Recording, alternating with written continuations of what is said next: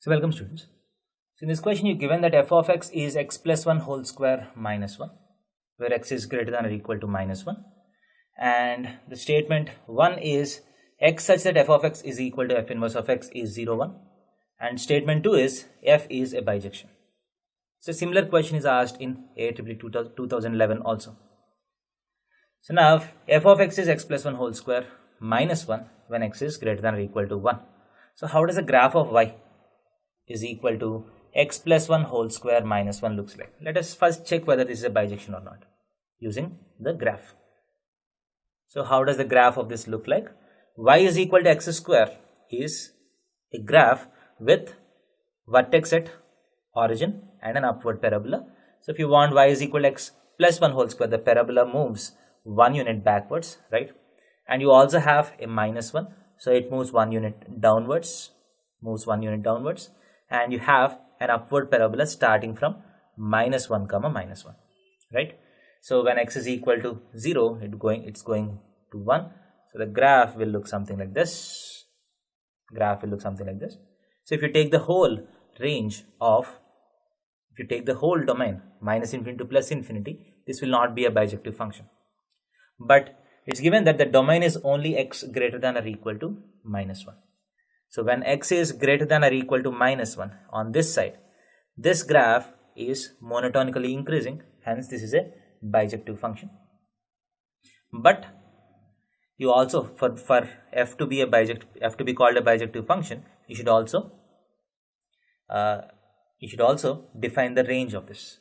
So f is a bijective function when x is greater than or equal to 1 and y is also greater than or equal to 1. Y is also greater than or equal to minus 1.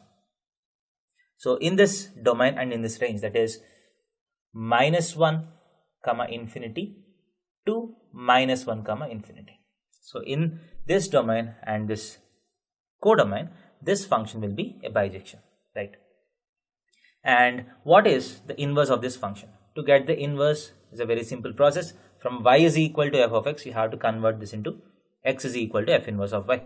So x plus 1 whole square is equal to y plus 1, right? This implies x plus 1 is equal to plus or minus square root of y plus 1, and x is equal to minus 1 plus or minus root of y plus 1.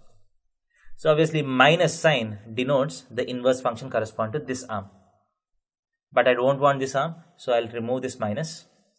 So plus corresponds to the inverse of this arm which we want. So x is equal to minus 1 plus root of y plus 1.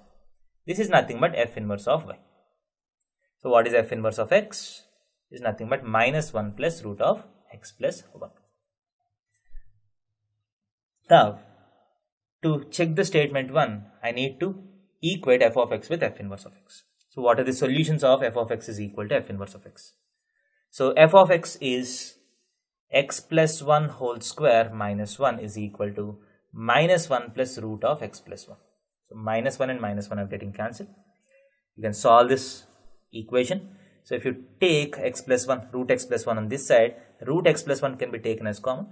So x plus 1 whole power 3 by 2 minus 1 is equal to 0. So from this x is equal to minus 1. And from this x plus 1 is equal to 1, x is equal to 0. So root of x plus 1 is equal to 0 gives x is equal to minus 1. This is equal to 0 gives x is equal to 0.